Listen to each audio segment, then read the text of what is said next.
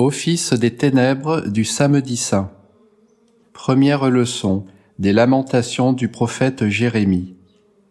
C'est une grâce du Seigneur que nous ne soyons pas anéantis, car ses miséricordes ne sont pas épuisées. Elles se renouvellent chaque matin, grande est votre fidélité. Mon âme a dit, le Seigneur est mon partage, c'est pourquoi je l'attendrai. Le Seigneur est bon pour ceux qui espèrent en lui, pour l'âme qui le cherche. Il est bon d'attendre en silence le salut de Dieu. Il est bon à l'homme de porter le joug dès sa jeunesse. Il s'assiera solitaire dans le silence en prenant ce joug. Il se prosternera contre terre, espérant malgré tout. Il tendra la joue à celui qui le frappe, il sera rassasié d'opprobre.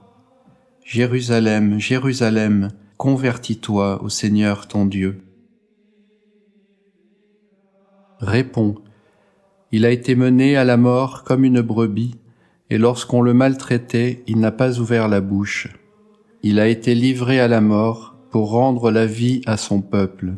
Il s'est livré à la mort et il a été mis au nombre des malfaiteurs pour rendre la vie à son peuple. Deuxième leçon des lamentations du prophète Jérémie. Comment l'or s'est-il terni? Comment sa belle couleur s'est-elle altérée? Comment les pierres du sanctuaire ont-elles été dispersées au coin de toutes les rues? Comment les nobles fils de Sion, couverts d'or fin, ont-ils été traités comme des vases de terre sortis des mains du potier? Les chacals présentent leurs mamelles à leurs petits et les allaitent. La fille de mon peuple est devenue cruelle comme l'autruche du désert. La langue du nourrisson s'attache à son palais desséché par la soif. Les petits-enfants demandent du pain et personne ne leur en donne. Ceux qui se nourrissaient de mets délicats sont morts de faim dans les rues. Ceux qui reposaient dans la pourpre sont maintenant étendus sur le fumier. L'iniquité de la fille de mon peuple a surpassé le péché de Sodome, qui fut renversé en un instant, sans qu'aucune main ne fût levée contre elle. Jérusalem, Jérusalem, convertis-toi au Seigneur ton Dieu. Réponds.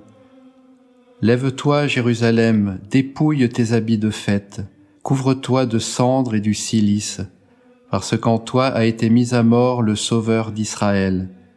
Verse jour et nuit un torrent de larmes, et que la prunelle de ton œil ne cesse d'en répandre, parce qu'en toi a été mis à mort le Sauveur d'Israël. Troisième leçon.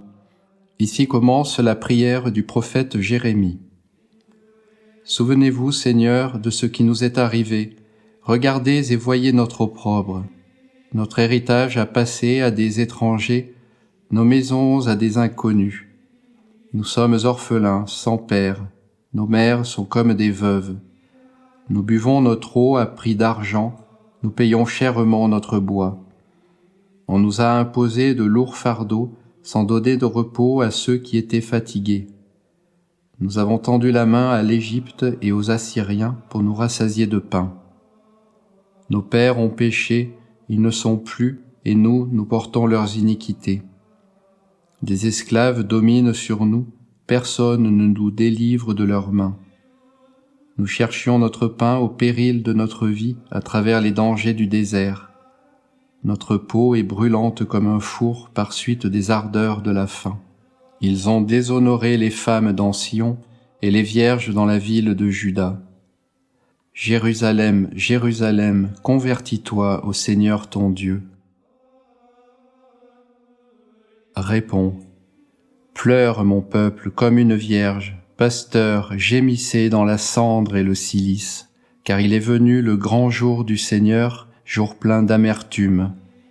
Prêtres, revêtez le cilice et pleurez, ministres de l'autel, couvrez vos têtes de cendre. Car il est venu le grand jour du Seigneur, jour plein d'amertume. Quatrième leçon du traité de saint Augustin sur les psaumes, psaume 63. L'homme descendra dans l'abîme du cœur et Dieu sera glorifié. Ils ont dit, qui nous verra? Ils se sont épuisés en machinations, en projets criminels. L'homme-dieu favorise leurs machinations en voulant passer pour un homme, car c'était comme homme seulement qu'on pouvait le saisir, le voir, le maltraiter, le crucifier et le faire mourir. C'est donc comme homme qu'il s'expose à toutes ses souffrances, sans prise sur lui s'il n'avait pas été homme. Mais aussi, s'il n'avait pas été homme, jamais l'homme n'aurait été délivré.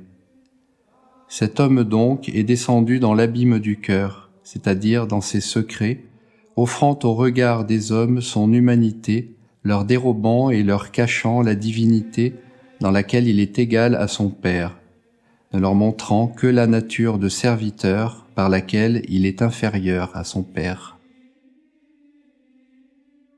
Réponds. Notre pasteur, la source des eaux vives, s'est retiré. À sa mort, le soleil s'est obscurci. Celui qui tenait le premier homme captif a été fait lui-même captif. Aujourd'hui, notre Sauveur a brisé les portes de la mort et ses verrous. Il a détruit les prisons de l'enfer et renversé la puissance du diable. Celui qui tenait le premier homme captif a été fait lui-même captif. Aujourd'hui, notre Sauveur a brisé les portes de la mort et ses verrous. Cinquième leçon. Jusqu'où n'ont-ils pas porté ces machinations dans lesquelles ils se sont épuisés, au point de placer des gardes devant le sépulcre dans lequel on avait enseveli le corps du Seigneur. Car ils dirent à Pilate, « Ce séducteur ». Notre Seigneur Jésus-Christ fut appelé ainsi pour la consolation de ses serviteurs quand ce nom leur est aussi donné. Ils dirent donc à Pilate, « Étant encore en vie, ce séducteur a dit, « Après 3 jours, je ressusciterai. Ordonnez donc qu'on garde son sépulcre jusqu'au 3e jour, de peur que ses disciples ne viennent l'enlever et ne disent au peuple, « Il est ressuscité d'entre les morts ». Cette dernière erreur serait pire que la première. » Pilate leur répondit, « Vous avez une garde, allez et gardez-le comme vous l'entendrez. » Ils s'en allèrent donc et s'assurèrent du sépulcre en scellant la pierre et en y mettant des gardes. Réponds. Ô vous tous qui passez par le chemin, considérez et voyez s'il est une douleur semblable à la mienne. Peuple de la terre, considérez mon affliction, et voyez s'il est une douleur semblable à la mienne. Sixième leçon.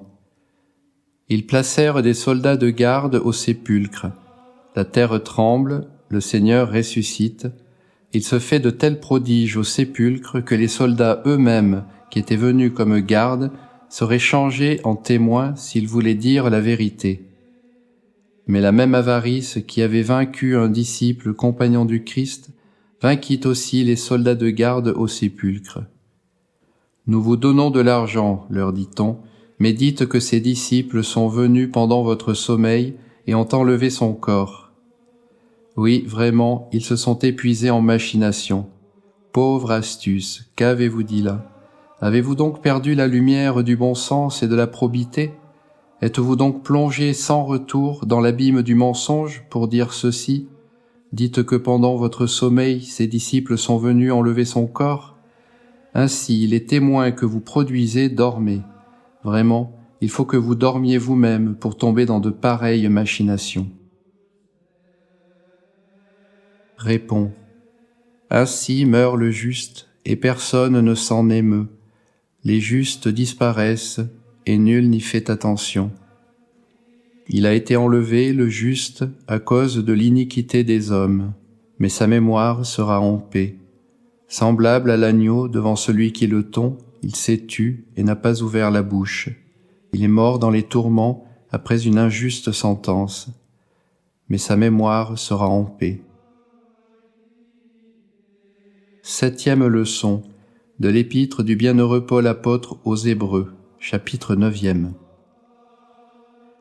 Le Christ ayant paru comme grand prêtre des biens à venir, c'est en passant par un tabernacle plus excellent et plus parfait, qui n'est pas construit de main d'homme, c'est-à-dire qui n'appartient pas à cette création-ci, et ce n'est pas avec le sang des boucs et des taureaux, mais avec son propre sang, qu'il est entré une fois pour toutes dans le sein des saints, après avoir acquis une rédemption éternelle. Car si le sang des boucs et des taureaux, si la cendre d'une vache dont on asperge ceux qui sont souillés, sanctifie de manière à procurer la pureté de la chair, combien plus le sang du Christ, qui par l'Esprit éternel s'est offert lui-même sans tache à Dieu, purifiera-t-il notre conscience des œuvres mortes pour servir le Dieu vivant? Réponds. Les rois de la terre se sont levés, les princes tiennent conseil contre le Seigneur et contre son Christ. Pourquoi les nations ont-elles frémi? Pourquoi les peuples ont-ils médité de vains projets contre le Seigneur et contre son Christ? 8e leçon. Et c'est pour cela qu'il est médiateur d'une nouvelle alliance, afin que sa mort ayant eu lieu pour le pardon des transgressions commises sous la première alliance, ceux qui ont été appelés reçoivent l'héritage éternel qui leur a été promis. Car là où il y a eu un testament, il est nécessaire que la mort du testateur intervienne, parce qu'un testament n'a son effet qu'en cas de mort, étant sans force lorsque le testateur est en vie. Voilà pourquoi même la première alliance n'a pas été inaugurée sans effusion de sang. Réponds. On m'a compté parmi ceux qui sont dans le sépulcre, on me regarde comme un homme sans appui, délaissé parmi les morts. Ils m'ont précipité au fond de la fosse, dans les ténèbres, dans l'abîme. On me regarde comme un homme sans appui, délaissé parmi les morts. 9e leçon. Moïse, après avoir proclamé devant tout le peuple tous les commandements selon la teneur de la loi, prit le sang des taureaux et des boucs, avec de l'eau, de la laine écarlate et de l'hysope, et il fit l'aspersion sur le livre lui-même et sur tout le peuple, en disant : Voici le sang de l'alliance que Dieu a contracté avec vous. Il aspergea de même avec le sang le tabernacle et tous les ustensiles du culte. Et d'après la loi, presque tout se purifie avec du sang, et sans effusion de sang, il n'y a pas de rémission. Réponds. Après avoir enseveli le Seigneur, le sépulcre fut scellé.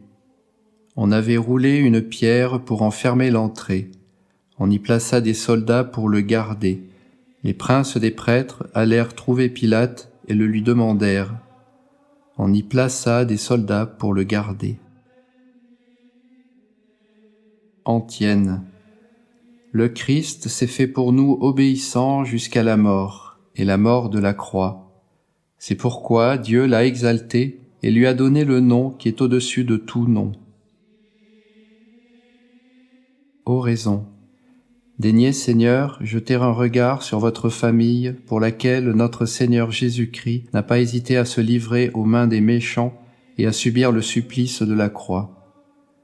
Lui qui est en Dieu vit et règne avec vous en l'unité du Saint-Esprit dans les siècles des siècles. Amen.